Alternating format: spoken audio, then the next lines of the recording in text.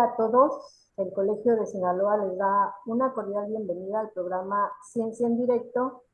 Estamos en la edición 2022 y el día de hoy tenemos la conferencia Mejoramiento de la estabilidad química de la perovskita híbrida mediante dopaje con cloro y estaño. Estará a cargo de la doctora Berta Oliva Aguilar Reyes. Ella es investigadora del Instituto de Investigaciones en Materiales de la UNAM. En la moderación de la actividad nos acompaña el maestro Carlos Barajas, director de vinculación académica del Colegio de Sinaloa. Les recuerdo que esta actividad se estará transmitiendo en directo a través de Zoom y Facebook en sus cuentas institucionales del Colegio de Sinaloa y posteriormente de forma diferida a través del canal de YouTube. Y enseguida voy a presentar una breve síntesis curricular de la invitada. La doctora Berta Oliva Aguilar Reyes es egresada de la carrera de Ingeniería Química y de la maestría en Metalurgia y Ciencias de Materiales por la Universidad Michoacana de San Nicolás de Hidalgo. Obtuvo su doctorado en Física de Materiales en la Universidad de Nantes, en Francia, y posteriormente realizó una estancia postdoctoral en Física de Materiales en el Instituto de Investigaciones en Materiales de la UNAM. Es miembro del Sistema Nacional de Investigadores en el nivel 2 y ha fungido también como responsable de proyectos de investigación, algunos financiados por el Consejo Nacional de Ciencia y Tecnología. Ella actualmente trabaja 3 líneas de investigación: síntesis y caracterización de compuestos híbridos orgánico-inorgánico para celdas fotovoltaicas, síntesis y caracterización de compuestos de tipo doble perovskita para espintrónica, así como magnetismo ambiental. Pues antes de dar inicio con esta actividad, yo voy a ceder el uso de la voz al maestro Carlos Barajas, quien tiene un mensaje del maestro Elmer Mendoza, presidente del Colegio de Sinaloa. Gracias, maestra Guerrero, por su amable presentación, nuestra directora de comunicación y editorial. Berta Oliva, buen día desde Culiacán hasta Morelia, Michoacán. ¿Qué tal? Buen día.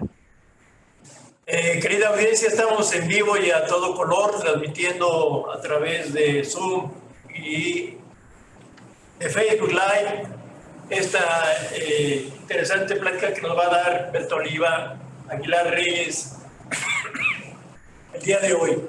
A nombre de nuestro presidente, el maestro Elmer Mendoza Valenzuela, y todos los que orgullosamente elaboramos en el Colegio de Sinaloa, Berta Oliva, te damos la más cordial de las bienvenidas. A nuestra amable audiencia les pedimos que al final, que guarden sus preguntas para el final. Vamos a abrirles la imagen para que ustedes de viva voz hagan las preguntas a la doctora, pero al final de la exposición de la doctora Berta Oliva. Berta Oliva, la voz es tuya, bienvenida. Sí, muchas gracias. Soy muy honrada de estar aquí dando para dar esta conferencia. Agradezco la cordial e interesante invitación al Colegio de Sinaloa. Y bueno, voy a dar inicio a la plática. Voy a compartir pantalla.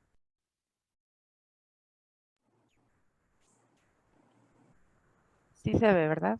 Se ve perfecto, muchas gracias. Bien. Bueno, antes de entrar en tema, ¿verdad? Me parece que una de las líneas de investigación que se están desarrollando en la Unidad Morelia del Instituto de Investigaciones en Materiales es interesante desde el punto de vista de pues las nuevas urgencias que hay a nivel mundial y que tienen que ver con buscar nuevas fuentes de energía o aprovechar las fuentes de energía renovables. En este caso, bueno, en particular yo me voy a enfocar a lo que es el aprovechamiento de la energía solar, para lo cual, bueno, se utilizan las celdas solares o celdas fotovoltaicas que convierten precisamente la energía proveniente del sol en electricidad. Y esto representa pues una alternativa que debe ser aprovechada, por lo cual en los últimos años pues se han desarrollado las diferentes tipos de celdas solares y este campo de investigación y de tecnología pues ha avanzado mucho. En particular, bueno, yo voy a hablar de un tipo de celdas solares que han emergido en los últimos 10 años y se han estado mejorando y optimizando para su aprovechamiento en esta generación de electricidad. Bueno, aquí vemos esquemáticamente lo que es una celda solar y más o menos el principio de funcionamiento. Se tiene un material semiconductor que va a tener un papel preponderante en justamente transformar lo que es la energía del sol en energía eléctrica. En términos generales, las celdas solares se suelen dividir en 4 generaciones de acuerdo pues a la tecnología en la que se basan. La primera generación consiste en celdas solares hechas a base de silicio monocristalino o germanio. Estas celdas y las de segunda generación, que son a base de silicio amorfo o silicio policristalino, además de otros elementos, son de alta eficiencia y son las que se comercializan desde hace ya varios años. Sin embargo, estas celdas requieren un alto costo en su producción, y no me refiero nada más al costo económico, sino al costo energético. Entonces, es por ello que se ha tratado de desarrollar nuevos materiales que vayan sustituyendo poco a poco a nivel comercial lo que son estas celdas solares. En la tercera generación están incluidas, aquí bueno, nada más puse algunas que están sensibilizadas con compuestos orgánicos, pero también están las fabricadas con materiales que utilizan lo que son llamados puntos cuánticos, también las que contienen compuestos híbridos, aunque estos, en el caso de la perovskita híbrida, que es un compuesto híbrido orgánico e inorgánico, a veces son incluidas en estas celdas de tercera generación, pero más bien hay personas, o en la bibliografía también se pueden clasificar como de cuarta generación. Estas últimas, las de perovskita híbrida, que son sobre las que yo me voy a centrar en esta plática, tienen la ventaja de que se pueden producir a un bajo costo y son altamente eficientes, o en los últimos años se ha aumentado su eficiencia. Sin embargo, bueno, tanto las de tercera generación como las de cuarta generación aún están a prueba. Todavía no están comercializadas, debido a que precisamente hay muchas cosas que se tienen que resolver y que es de lo que también voy a hablar en un momento. Bueno, en esta gráfica muestro cómo se ha desarrollado, cómo han evolucionado las tecnologías de las diferentes celdas fotovoltaicas. Aquí encerré en un círculo cómo ha evolucionado en particular lo que son las celdas hechas a base de perovskita híbrida. Se ha aumentado la eficiencia, bueno, aquí está graficado hasta 2017, pero actualmente se ha llegado a una eficiencia de alrededor del 25%, cuando hace 12 años que se empezaron a investigar se tenía una eficiencia del 3%. Entonces, bueno, esto es como vemos así gráficamente cómo ha evolucionado muy rápido. Aquí, bueno, la estructura de cómo se compone una celda fotovoltaica, ¿sí? En la cual tenemos un cristal conductor, una capa de transporte de electrones, la perovskita, que es donde se lleva a cabo el efecto fotoeléctrico, después una capa conductora de huecos y por último un electrodo conductor. No me voy ahorita a centrar mucho o adentrarme mucho en cada detalle, pero básicamente esta es la estructura de una celda. Y en mi laboratorio nos enfocamos a sintetizar y a optimizar el método de obtención de la perovskita híbrida, justamente, que es la capa que está en medio y donde se lleva a cabo justamente el efecto fotoeléctrico. ¿Pero qué es una perovskita? Bueno, la perovskita es un compuesto. De hecho, el compuesto original es el titanato de calcio, que fue descubierto por Perovský en 1839, y gracias a ello, por eso se le da este nombre, ¿no? Es de perovskita. Entonces, en lo que se caracteriza es que es una estructura tetragonal, o sea, a nivel de la cristalinidad es tetragonal, una celda tetragonal, en donde tenemos tres tipos de cationes. En el caso de la perovskita híbrida, nosotros estamos hablando que tenemos un catión de tipo orgánico.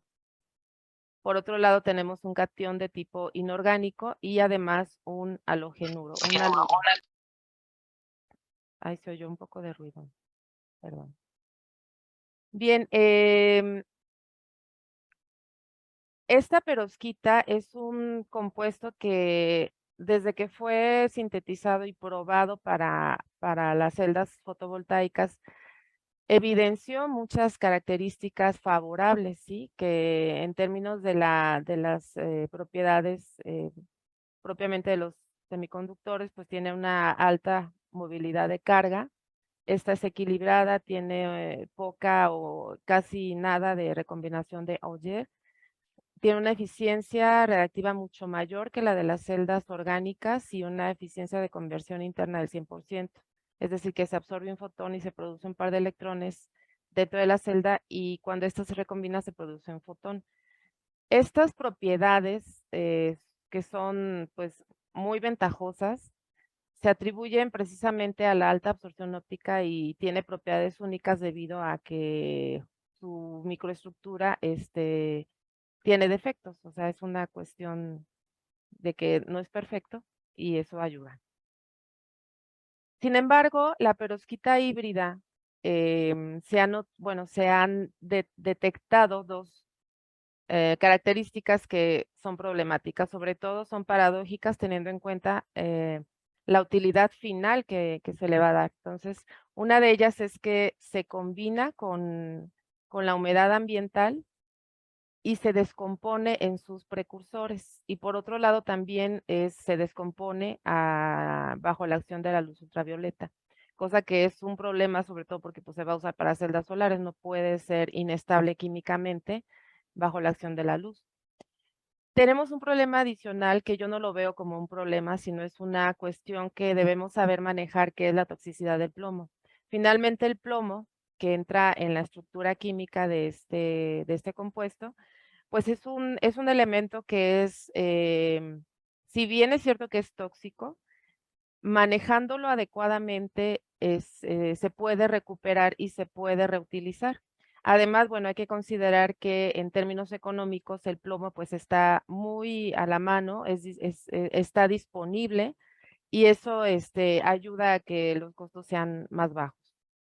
Bueno, aquí puse unos datos acerca de cómo se varía el band gap de este compuesto añadiendo algunos elementos, pero al ratito lo retomo. Me voy a adelantar ahora. ¿Cómo es que en el laboratorio sintetizamos nuestros compuestos de perovskita híbrida?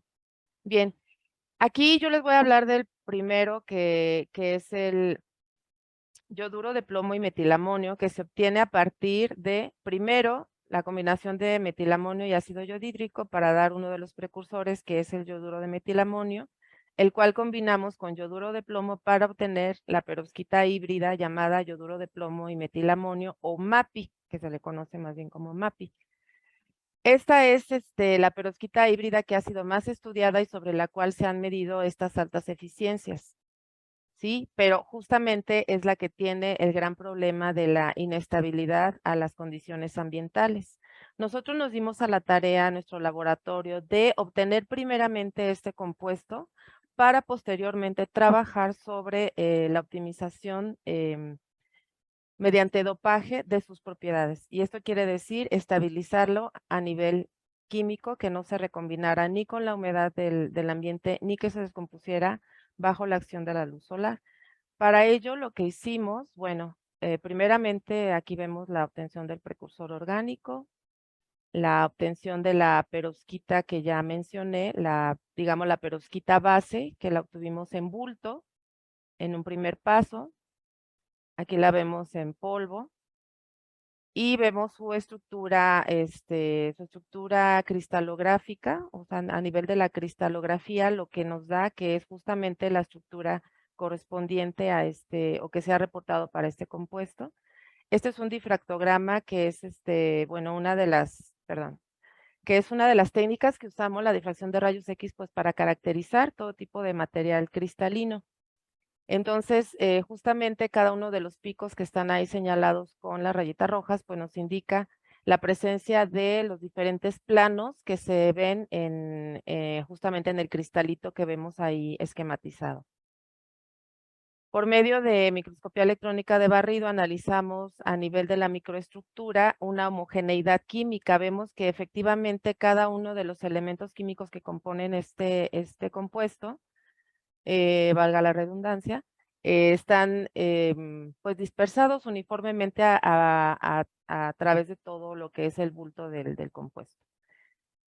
Un paso posterior fue obtener el mismo compuesto base, pero en película delgada. A nosotros no nos interesa obtenerlo en polvo porque pues no es la manera, digamos, o la forma físicamente hablando en la que vamos a utilizarlo. Entonces, la segunda tarea, digamos, fue obtenerlo a nivel de película delgada.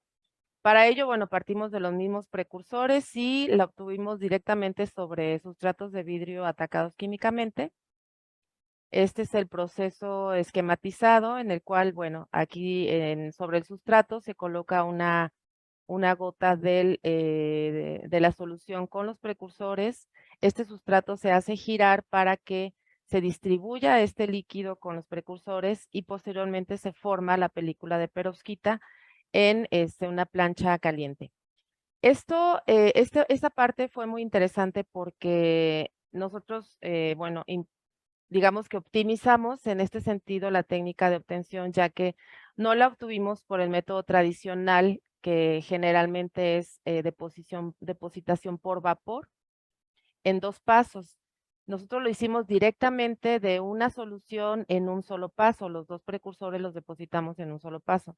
Esto dio origen pues a una primera publicación hace 2 años, porque bueno, recalco que esta es una línea de investigación que en mi laboratorio estamos, bueno, es nueva, ¿no? Estamos apenas, tenemos pocos años trabajando en ello.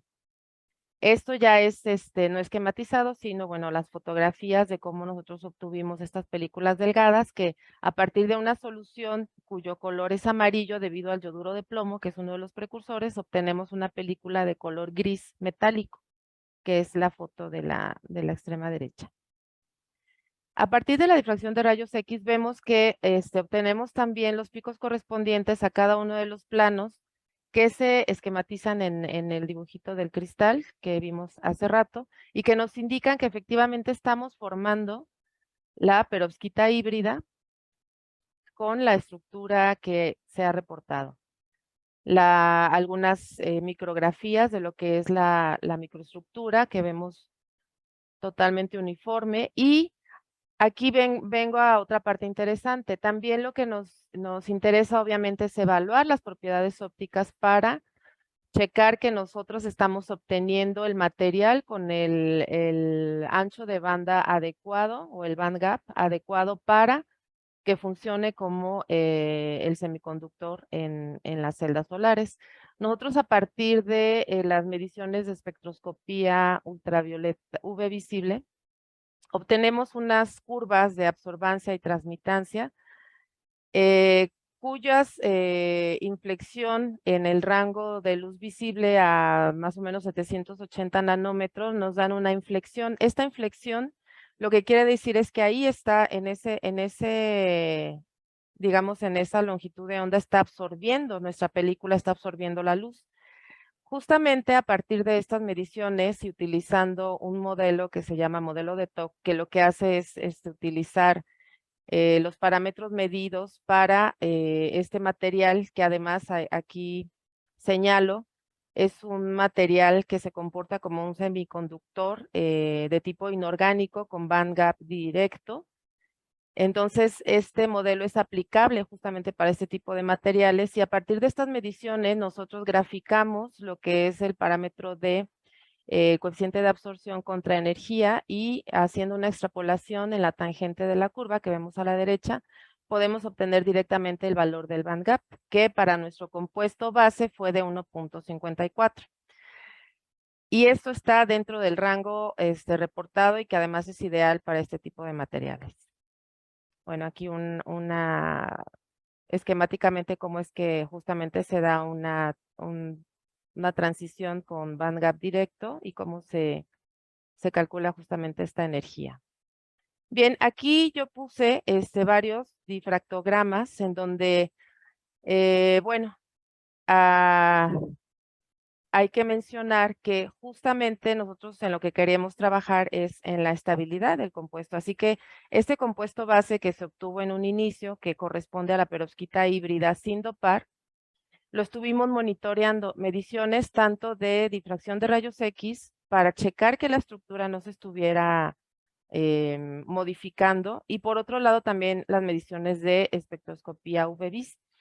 En las primeras, las de difracción de rayos X, empezamos a ver que a partir de la primera semana empieza a aparecer un pico que nos indica que está presente una fase que es el yoduro de plomo y que corresponde a uno de los precursores. Esto lo que nos está indicando es que a partir de una semana se nos está descomponiendo el material, quiere decir que se está desestabilizando. Y esto pues obviamente es uno de los problemas que nosotros queremos resolver. Bien, ¿cómo es que nosotros vamos a tratar de resolver este problema? Bien, bueno, aquí en esta parte entra pues un poco lo que es el diseño y la optimización del material, para lo cual nosotros decidimos utilizar un precursor más para que empiece a sustituir en cierta proporción al yoduro de plomo dentro de la estructura de la perovskita híbrida. Y lo que hicimos fue sustituirlo por el cloruro de estaño en diferentes proporciones. Lo hicimos primero sustituyendo al plomo en un 10%, que es el compuesto que está en la parte superior derecha. Posteriormente, bueno, en un 25% y hasta un 50%. Con ello obtenemos un compuesto de perovskita híbrida dopada con cloro y estaño. Ahora vuelvo a los datos que había puesto en una diapositiva anterior, en donde señalo que el cloro, al ser introducido en esta estructura, lo que va a hacer es que sí va a estabilizar químicamente, pero tenemos el problema de que aumenta el gap. Esto es un problema porque entre más alto sea el valor del bandgap, pues nos va a impedir que se comporte más como un semiconductor. Por otro lado, el estaño, que también va a estabilizar la estructura, lo que hace es disminuir el gap. Entonces, lo que se trata es de hacer un equilibrio entre ambos para mantener un valor del gap dentro del rango que queremos, que es alrededor de 1.5 electronvolts. Bien, entonces lo que hicimos fue pues sustituir primero en un 10%, y este es el resultado del monitoreo por difracción de rayos X. Vemos que la estructura se llega a estabilizar hasta un mes. Después del mes empieza a aparecer este pico de la fase precursora que nos indica que ya empieza a haber desestabilización. Ahí lo podemos ver. Aquí vemos las curvas de absorción, de absorbancia, perdón, en espectroscopía UV-Vis de la misma película, y vemos que no se modifica significativamente. Aquí el cálculo del bandgap, de la energía del bandgap para este compuesto dopado a un 10%, que nos da alrededor de 1.56, mantenemos el valor del bandgap. Y fotografías, bueno, micrografías de lo que es la microestructura y un mapeo de los elementos que vemos que están distribuidos uniformemente. Aquí estoy presentando lo que es el monitoreo de una película dopada con los mismos elementos, pero a un 25%. Esta película fue muy curioso porque la elaboramos antes de la pandemia. La guardamos en una caja de Petri bajo condiciones ambientales de laboratorio, o sea, sin ningún cuidado especial. Y después de la pandemia, o sea, al cabo de 2 años, volvimos a hacer las mediciones de difracción de rayos X y de espectroscopía UV-Vis, y la película era estable, o sea, hasta cierto punto estable porque tenía un pico mínimo del yoduro de plomo, que es el que indica esta desestabilización. Entonces, este es nuestro resultado más reciente y más importante en cuanto a la optimización de este compuesto. Aquí vemos que también al cabo de ese tiempo la curva de absorbancia sigue teniendo esta inflexión en la misma longitud de onda de 780 nanómetros, lo cual nos da un valor del gap, bueno, para este caso nos dio ya después de este tiempo de 1.40 y aproximadamente 1.44 electronvolts, que sigue estando dentro del rango ideal para este tipo de compuestos semiconductores. Y además vemos que también la microestructura arroja una homogeneidad que puede verse aquí claramente.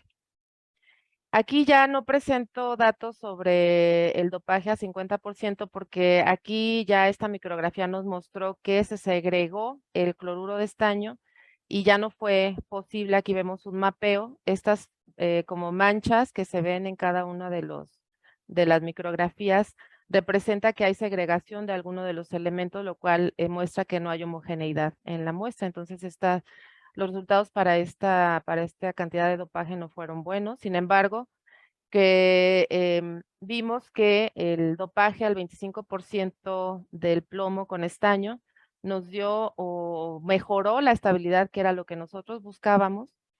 Y actualmente estamos ya, bueno, trabajando en colaboraciones para justamente construir lo que es la celda completa. Nosotros solo nos dedicamos a la síntesis de una de las capas, que es la perovskita híbrida, pero para probar la eficiencia de este compuesto necesitamos medirlo en una celda con cada una de las capas que mostré en una de las diapositivas iniciales. Al final, creo que ahorita no podemos hablar de conclusiones. Esto es un trabajo que sigue avanzando. Se va a seguir haciendo dopaje con algunos otros elementos para mejorar la estabilidad y posteriormente poder hacer las mediciones de eficiencia ya en el funcionamiento práctico. Y bueno, aquí yo quisiera nada más, pues pongo los avances que se tienen.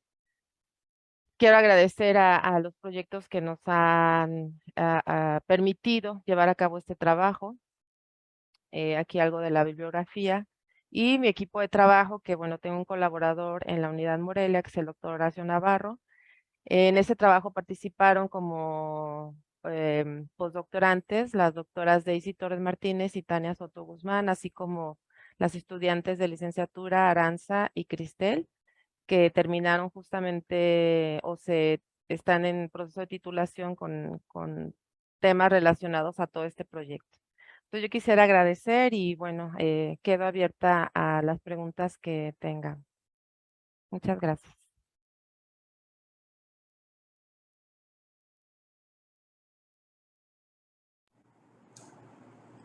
Gracias a ti, Bertoliva. ¿Puedes dejar de compartir pantalla, por favor? Claro. A nuestra amable audiencia les hacemos la cordial invitación a que están abiertas el video y los micrófonos para sus probables preguntas, especialmente a través de Zoom. Me gustaría aprovechar el momento para agradecerle al doctor Ilich Ángel Ibarra Alvarado, que está con nosotros acompañándonos.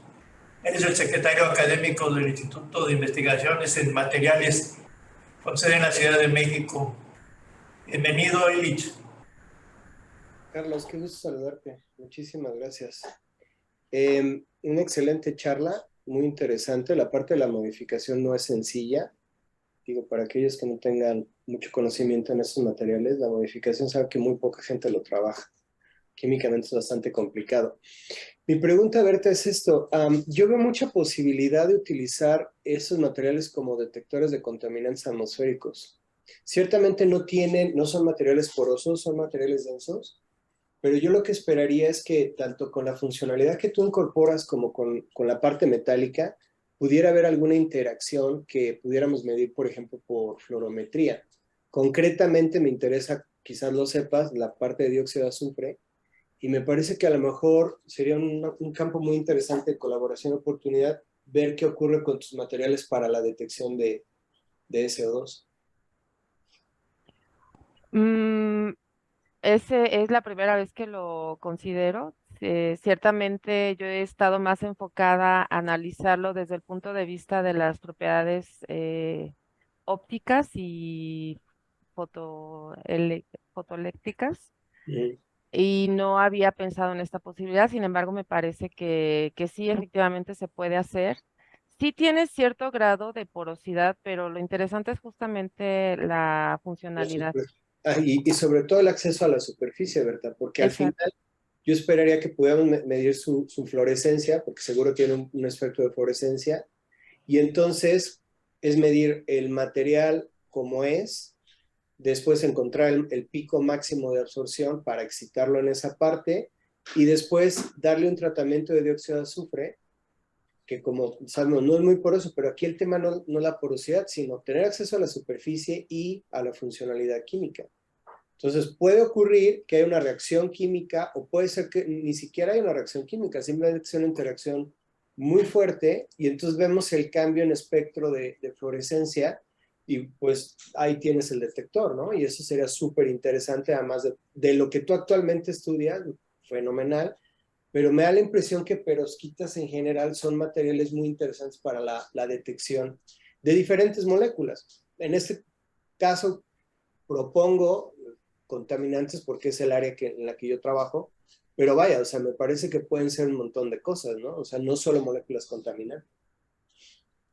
Sí, en efecto, justamente es una de las ventajas sí, de las ventajas de estos materiales híbridos, que todas estas posibilidades de utilización, sí había yo leído un poco, pero no me he metido tan de lleno. Sin embargo, claro que a mí me interesaría mucho poder trabajarlo. Porque además Bien, tu perdón. deposición es pequeñita, ¿no? Berta, o Sí, sea, al final, y yo tampoco necesito mucho para el fluorímetro, entonces algo que sin mucho problema lo podemos arrancar. sí, con gusto. Bueno, muchas gracias, excelente plática. Carlos, pero Gracias. igual que esto es un ensayo, o sea, tenemos pendiente todos vernos en Sinaloa, ¿eh? O sea, legal, ¿eh? Esto nomás es una probadita, ¿no? Estamos al tanto, de hecho, debo comunicar a nuestra amable audiencia y a Berta que Iris estuvo con nosotros en septiembre del año pasado, hace un año ya, parece mentira, pero ya pasó un año. Ujú. Muchísimas gracias.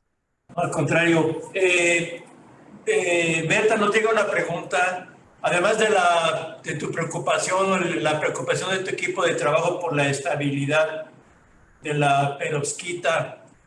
¿Cuál ha sido hasta ahora el mayor reto para evitar una contaminación sobre la placa de perovskita? El mayor reto ha sido evadir la humedad. Ese es ha sido nuestro reto. Sin embargo, ya hablo de cuando hemos obtenido el material base, que es el que se descompone mucho más fácilmente. Ya cuando hemos trabajado con los compuestos ya dopados, ya en realidad hemos ido solucionando esa parte. Incluso lo mencioné y lo repito, hemos trabajado a condiciones de nuestro laboratorio que no tenemos ni cámaras aisladas, ni condiciones de vacío, ni siquiera tenemos un deshumidificador, ni nada de eso. Muy bien, esperamos que por ahí se tome nota y puedan proveerles de esos insumos necesarios. Right away. No, en realidad no era queja, Ay, No, no, yo lo sé, pero el tema es que de hecho es curioso porque, como sabes, Diego trabaja en algo parecido, sí. no con el mismo nivel de funcionalidad, porque o sea, tu nivel de funcionalidad está mucho más complejo, pero pues es el momento de unir fuerzas, ¿verdad? O sea, de hecho esto que te digo, el fluorímetro lo hago aquí con él, lo hago en mi MOF, pero de hecho pues, tenemos tiempo hablando de esto en las perovskitas. Entonces, ¿qué mejor oportunidad que gracias a esta interacción con Carlos y con Sinaloa, pues se dé para arrancar algo aquí local y sobre todo, Carlos, como lo sabes, pues invitar a la gente de Sinaloa, ¿no? O sea, la idea es justamente abrir esta colaboración. y de hecho, el regresar a las labores presenciales nos ha roto a todos un cierto esquema que ya teníamos preestablecido, ¿no? Entre Ujú. ellos, esta comunicación entre pares, entre ustedes, ¿no? Parece mentira, pero es verdad. todos estamos retomando de alguna manera una nueva agenda y estamos tratando de organizarla con la que teníamos durante la pandemia, los meses después de la pandemia y ahora mismo lo que nos espera en los próximos años, ¿no? Ya con este liberamiento del cubrebocas y otras cosas, pues vamos a tratar de retomar de lo que era antes de la pandemia. Berta nos pregunta, ¿qué ventaja tiene su uso con respecto a los paneles tradicionales?